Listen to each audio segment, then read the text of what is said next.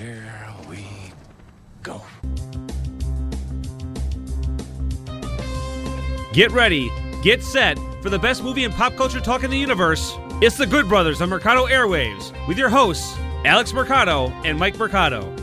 Welcome back to another episode of the Good Brothers. I'm Alex, that's Mike. We are the Good Brothers, the Best Brothers. We are your highwaymen from New York to LA to here to talk about everything in pop culture, wrestling, sports. Mike, what else do we talk about? Everything that we can think of and that your crazy mind can think of. Thank you so much, Good Brother, for getting us ready for the weekend here on the Good Brothers on the Mercado Airwaves Network. And it is a busy day, Good Brother, on Friday. Before we get into all the news, the reviews, and all the talk, a quick word and a quick, I guess you could just say, remembrance and just some respect given to the late great Hank Aaron, who we lost today at 86 years old, a figure beyond just sports, just one of the most important icons in modern history, and we lost him. So just wanted to give a shout out to him and his fans and the impact and the importance of losing one of the trinities when it comes to Jackie Robinson,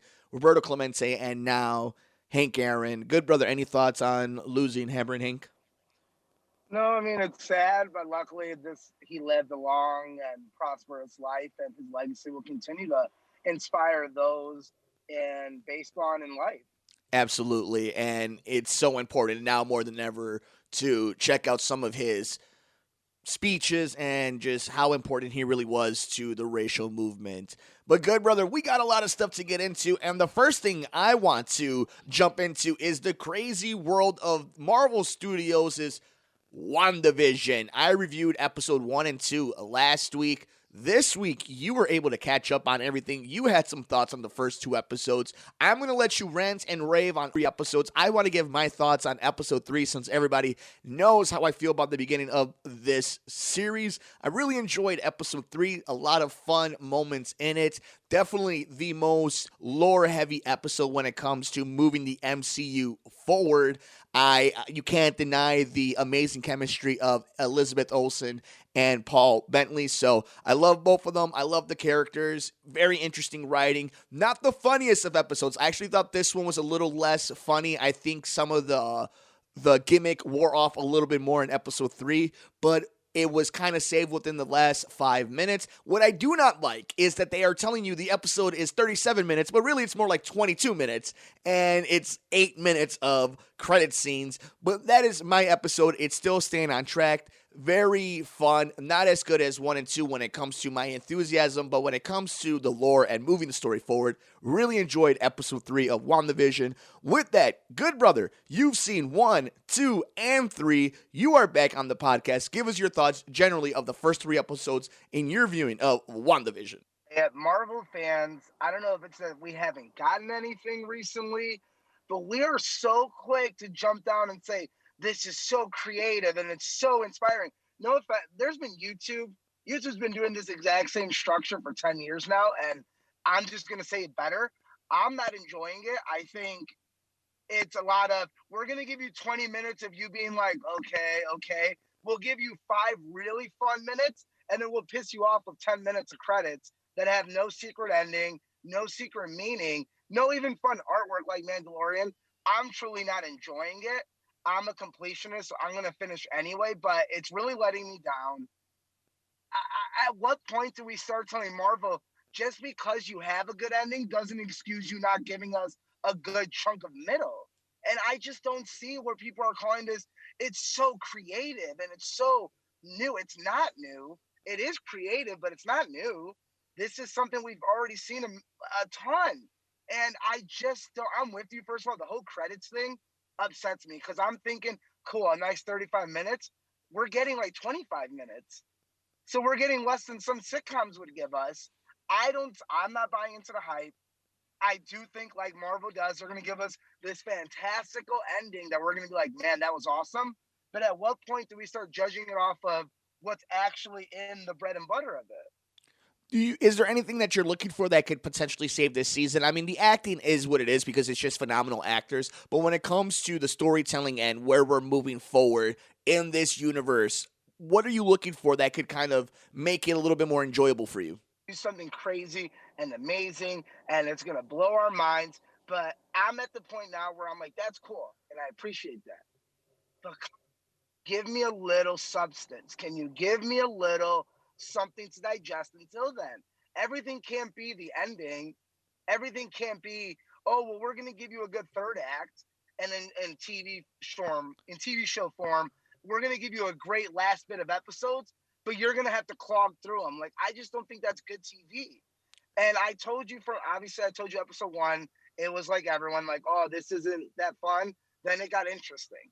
But at this point, it's every episode is like that where, so you're telling me I'm going to have to sit through 20 minutes of meh just to get, oh, that was kind of cool. Okay. Yeah, obviously something weird's going on, but I could have watched the trailer for that. More or less excited for Winter Soldier, Falcon, and kind of what else is moving forward? Or is this too early to tell? I don't think it's going to affect my excitement, but I don't know. I don't think it's going to affect my excitement either way. Again, I think they're going to give us this awesome ending where it's going to set up more shows and movies, and that's going to be fun. But I'm just not enjoying myself with this. Like, it's not catching my attention like I really wanted it to. And going into it, this was the one I was most excited about. And I just feel like they're taking what YouTube did 10 years ago and trying to pass it off as new and, groundbreaking, and it's not.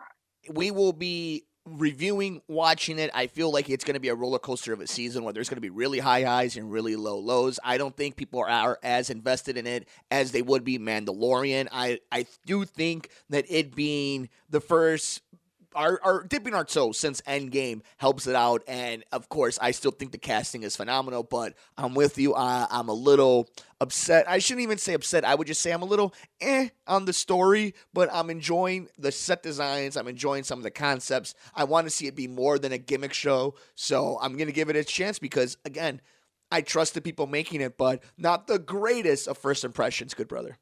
And the overall, I think, will be phenomenal. But at this point, Marvel's already shown us they can do that. I'd like to see something new from them. And I don't think this counts as new. I think this counts as borrowed, turned Marvel, and we're expected to say, oh, they're doing something new, when I just don't think they are. I really don't, personally. Well, we'll keep our eyes on it and see how this all plays out in WandaVision, as so much of the Marvel Universe has changed and been turned upside down, not only in the show, but in reality in the crazy world that we're living in right now. But those are our thoughts. We'll continue to give you our reviews every week of WandaVision, Marvel Studios' next edition, the newest edition in the MCU on Disney+. But good brother, we have to jump into another world, another studio. This is coming to us from Uproxx, and this is a story from both The Hollywood Reporter and Wall Street Journal, all combined together. I'm going to read this to you, and then I just want you to kind of tell me your initial thoughts, what you think about it. In a move that seemed inevitable following the director's outspoken criticism of Warner Brothers' decision to release the entire 2021 film slate on HBO Max, Christopher Nolan has reportedly ended his working relationship with the studio. After repeatedly making his dissatisfaction known, Nolan will be searching for a new studio despite getting the red carpet treatment from Warner Brothers for over a decade after delivering the massively successful The Dark Knight trilogy via Wall Street Journal. Quote, after spending years as a top Warner Brothers director, Christopher Nolan, who wrote and directed last year's Tenet, is unlikely to return to the studio with his next project, in part because he has disappointed with the studio's hybrid distribution strategy for 2021. At the center of Nolan's contention is the fact that Warner Brothers essentially made the decision without even consulting filmmakers who would be directly impacted by the hybrid release schedule that simultaneously streams their movies on HBO Max on the same day they hit theaters. And we know the rest of the story as you and I have been breaking it down. But, good brother, what do you think? It seems like the marriage is over. The marriage is not over. I truly believe this is one of those fighting out loud to get your purpose. I don't see another studio doing what they did for Nolan, and I think Nolan knows that. I think this is just the way of now he's truly going to get everything he wants, even after the mishap of Tenet. It's interesting with the studios because obviously, we think at the end of the year they're going to give us all these films and these dates are going to stay the same, and they're going to release on HBO Max and Disney Plus and the theater, and we're still getting pushbacks from every, Mm-hmm. not just one company, but every company saying, we're going to push our movie. We're going to push our movie. So obviously that's telling the audience that, well, we're going to release them at home, but we really still don't want to. Mm-hmm. We're still really hoping for this in theater by summer/fall. So we're going to keep pushing our tentpoles. We're going to push Black Widow and James Bond and certain movies. We're still going to push for the theater. So I think this is all just arguing in open court. I think Christopher Nolan's going to stay at Warner Brothers because no one else will give him the creative freedom / money that he honestly deserves and needs. So I think there's all a lot of hoopla. I think that's why it's a lot of, is it over ? It's probably, I don't think it is. I think it's a more fascinating question now of the movie theaters of, man, like these companies really were gung-ho 2 months ago about we're going to release simultaneously home and here. And now they're kind of changing the message to, but we're going to push it a little more because we really want you in the theater. So what does that say to everything? We're actually going to get to that in our last story of the episode, Good Brother, about some of the craziness that has been the schedule and the way that the tides have kind of turned a little bit. But before that, I agree with you. You know, Warner Brothers loves Nolan. Nolan has as much free range as anybody when it comes to a studio with working with them, unless Disney backs up the money truck and says 20th Century Fox logo will be whatever you want it to be, so on and so forth. I agree with you. It's kind of like the New York Yankees having a dispute with Derek Jeter. There's nobody else that's going to sign Derek Jeter except for the New York Yankees. So with that, Good Brother, I have another marquee for you. The hype machine that has finally revved up. HBO Max hasn't gotten everything right, but the hype that they're starting to build on King Kong versus Godzilla. We saw a little bit of a teaser with it among. Oh, my brother. There is so many things we got to talk about. That little snippet, we can't dissect it because we'll be here all day. A lot of cool stuff from Mortal Kombat all the way to Kong and Zilla. But the big thing is we got a poster. Looks awesome. We saw how big Kong is. We've seen our boy Godzilla, and now we know we're getting a trailer on Sunday. Just tell me your hype as we get closer for it. And Good Brother, it got moved forward, which ties into our last story. Boy, just give your boy a right-ass hook like it was nothing. He was like, boom, take that. Godzilla is still going to win that fight, so it doesn't matter. And so are we both in agreement? Are we both in agreement? Mecha Ghidorah is the bad guy, right? Well, Mecha Godzilla. Oh, so you think they make a Mecha Godzilla and not another Ghidorah just that has a metal head? If I'm correct, I think the toy line was leaked months ago. I believe it's a Mecha Godzilla that we're going to see be the main bad guy between the two. Okay, that'd be interesting. So, yeah, we are that close. I am so excited. I am so hyped. And you and I will be kitty little kids on Sunday when King Kong versus Godzilla's trailer finally releases to the world. Good Brother, we got to move on this edition of the Good Brothers because there is one last huge news story I wanted to talk to you about, and that is the movies are on rotation again. They are being flipped around. They are moving in this carousel. There's a lot of stuff, and I'm going to highlight some of these, and you'll talk about them at the end. If anything, comes up and you want to hit on before we head out, we'll do that. But the Batman has moved from June 25, 2021 to October 1st, 2021 to now March 4th, 2022. So it loses its Halloween-esque day and now is in 2022. Big one that I saw, Black Adam has been moved off the schedule completely.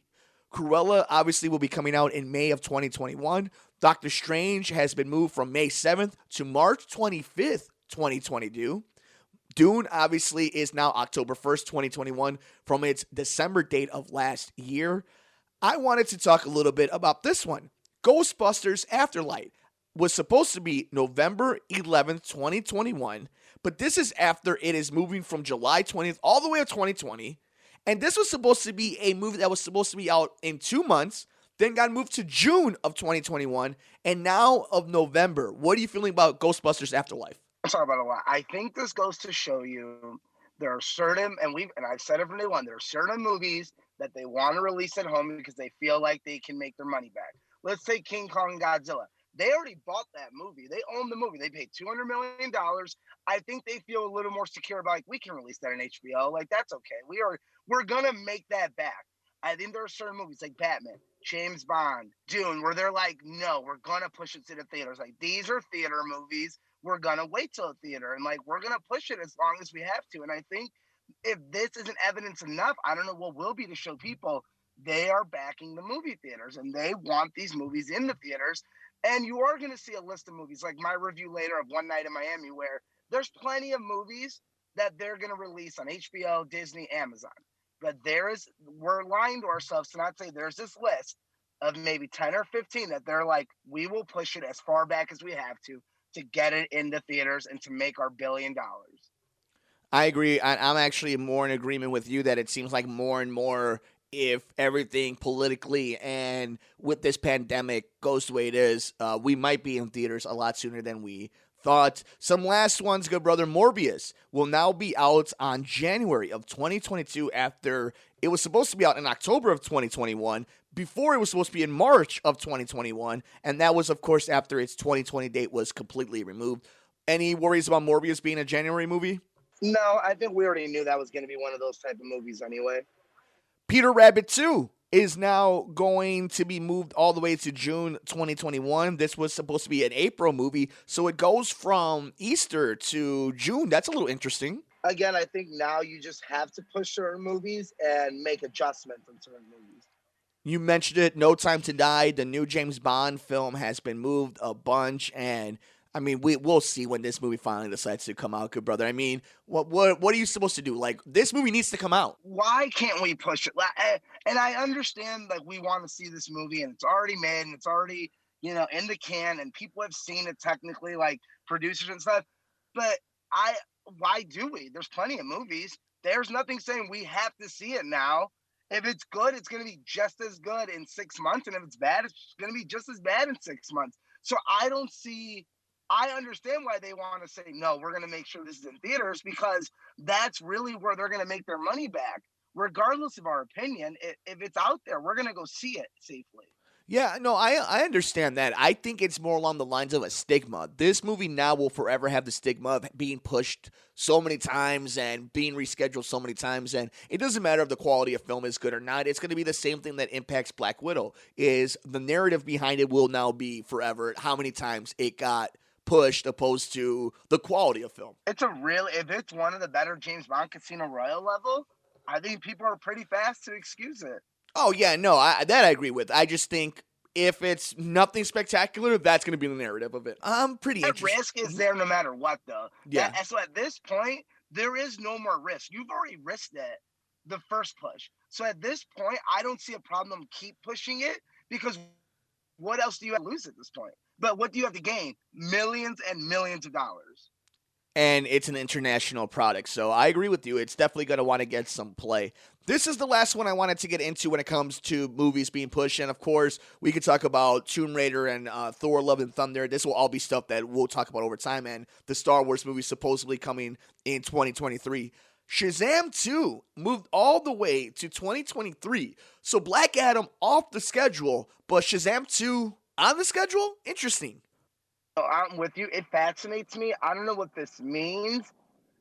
Superhero movies are interesting because when they sign these contracts, they can, a one movie deal can be a cameo in this movie or a setup in this movie. I think when you're dealing with the busiest man in Hollywood, things like that do happen to change. And obviously in a COVID-ridden industry still, these things are going to happen. So I really don't know what to read off of it right now. What do you think? I'm not sure. I don't know whether or not they are really just abandoning the plans of this combined universe. If The Rock is like, look, I just want to make my movie. I don't know if it's as grand as that, but I definitely do think that there is something behind it. Maybe it's not the biggest of stories, but maybe it has something to do with creative issues.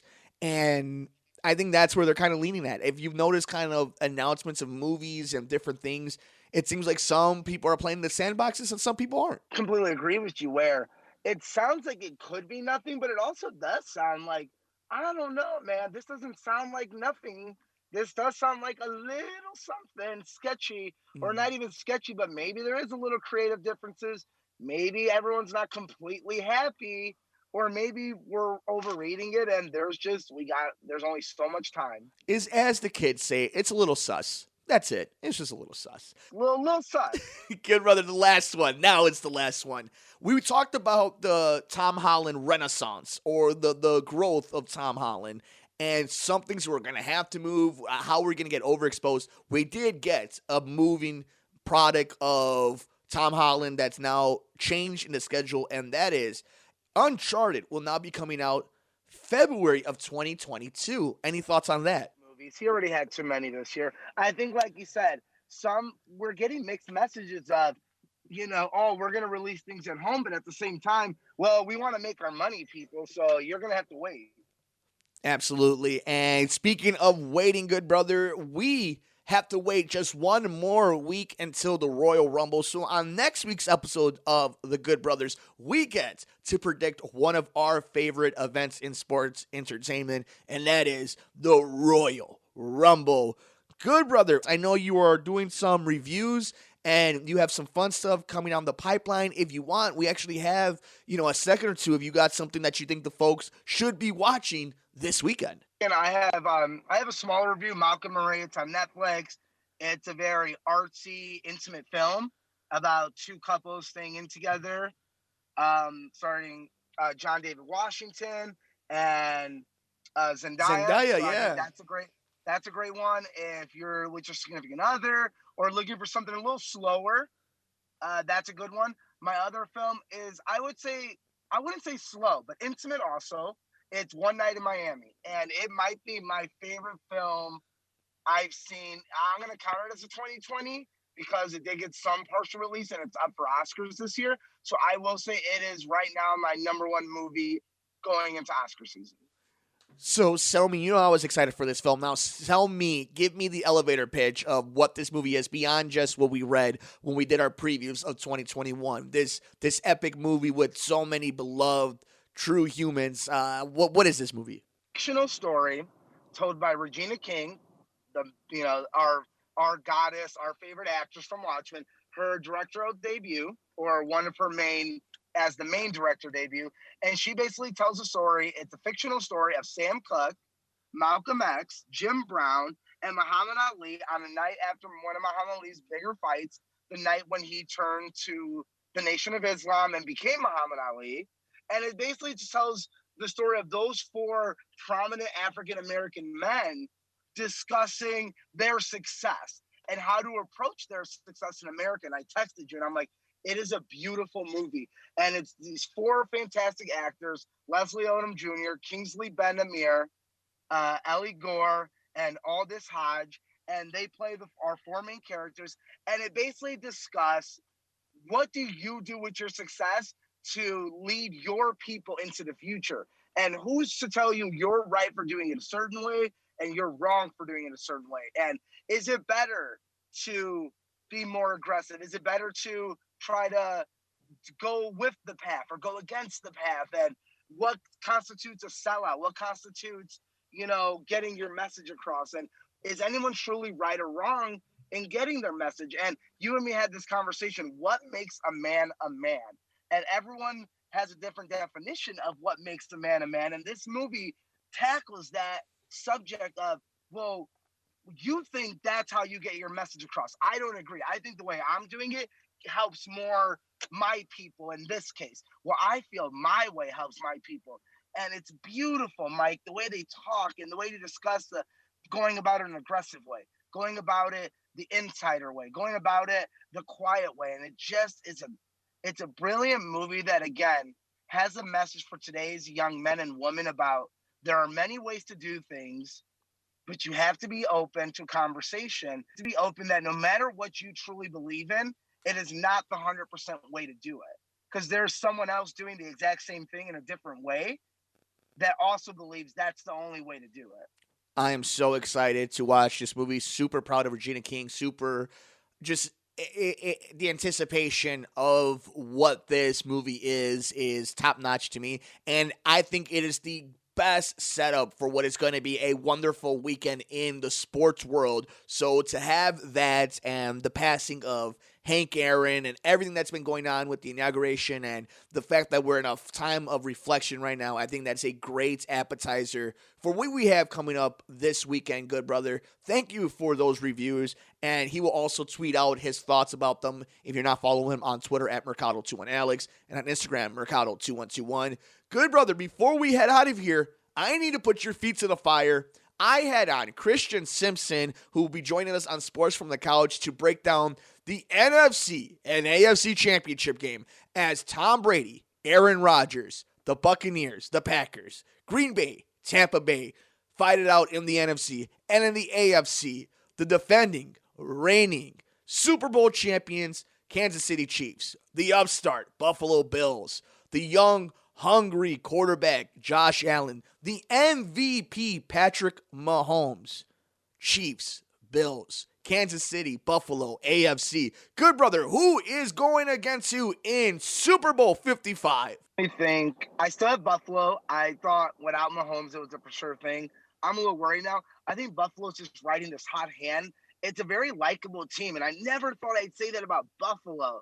But man, am I rooting for this team, and they're fun, and they're playing good football. And you love to see a team like Buffalo, which growing up for you and me, you grew up saying, oh, Buffalo was this amazing team. Was being the word because we grew up in the Patriots franchise. Mm-hmm. So we never got to see that. We only got to hear about it. So to see them be successful again, I can't help but root for them. And as much as I love me some Tommy Brady, Aaron Rodgers is a man on a freaking mission. He said, oh, you're going to draft the quarterback? I'll show you. I'm going to be so successful and shove it down your face, which is definitely a different way to approach it. Respect to him. I think we get Buffalo, Green Bay. I think Aaron Rodgers wins his other Super Bowl.